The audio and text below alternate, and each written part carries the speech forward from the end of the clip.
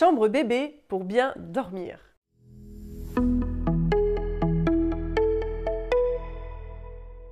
On sait à quel point le sommeil peut être une préoccupation pour les parents de jeunes enfants. C'est pourquoi dans cette vidéo, je vais te donner des conseils pour aménager une chambre bébé qui participe à son sommeil. Bonjour, je suis Nathalie, accompagnante parentale et bienvenue sur ma chaîne. Ici, tu trouveras tous les éléments pour accompagner ton bébé de la grossesse à 3 ans, au naturel, sereinement et sans t'épuiser. Alors, clique tout de suite sur le bouton s'abonner et n'oublie pas, active la cloche pour être prévenu des nouvelles vidéos. Si tu souhaites accompagner le sommeil de ton enfant, je te propose également mon guide offert sur le sujet. Le lien est en description de cette vidéo. Pour proposer une chambre qui soit favorable au sommeil de ton enfant, nous allons voir ensemble quels sont les critères pour y répondre. Tout d'abord, on va préférer une chambre plutôt minimaliste. On va éviter les surstimulations dans cette chambre car l'enfant, pour pouvoir dormir comme pour nous, nous devons baisser notre niveau de vigilance et nous devons pouvoir lâcher prise. On va essayer donc d'éviter le trop grand nombre de décorations au mur, les choses qui pendent au plafond, donc excite le mobile au-dessus du lit qui va plutôt maintenir l'enfant en éveil avec sa capacité d'attention que plutôt de le faire lâcher prise pour dormir. Préférez le mobile plutôt pour l'espace d'éveil et les moments où il sera justement éveillé en journée. On va donc également éviter les couleurs trop criardes sur les murs qui n'appellent pas du tout au repos, comme des couleurs vives telles que le rouge ou le orange par exemple.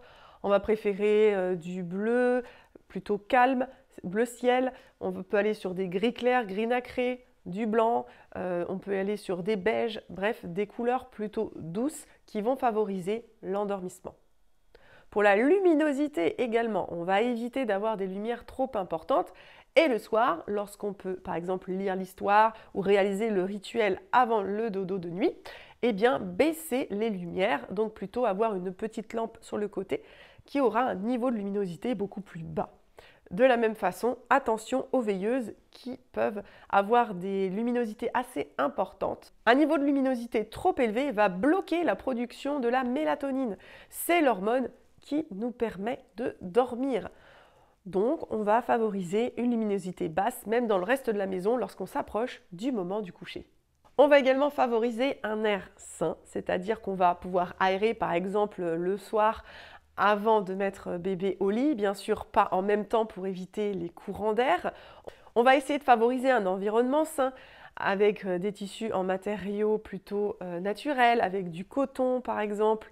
On peut aller même sur des meubles qui vont plutôt être de seconde main ou en matériaux bruts, notamment en bois, qui vont permettre d'éviter d'avoir trop de composés organiques volatiles dans l'air.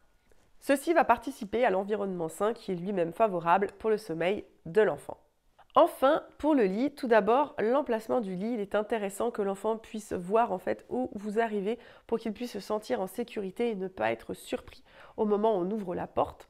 On va éviter sous la fenêtre pour des raisons de courant d'air, comme je l'expliquais tout à l'heure. Et on peut aller, pourquoi pas, sur un lit au sol où l'enfant pourra peut-être se sentir plus en sécurité qu'avec le lit à barreaux où il pourrait se sentir enfermé dedans et maintenu de force dans ce lit. Ceci est intéressant à utiliser si vous souhaitez également aller plutôt sur la pédagogie Montessori. Ce n'est pas le lit tout seul qui va résoudre tous vos problèmes car la posture de la pédagogie Montessori nécessite d'avoir une vision et une approche globale de l'enfant et de l'aménagement de sa maison et de sa propre posture. Si tu souhaites aménager une chambre Montessori, je t'invite à aller visionner la vidéo que j'ai réalisée sur le sujet en cliquant sur la fiche.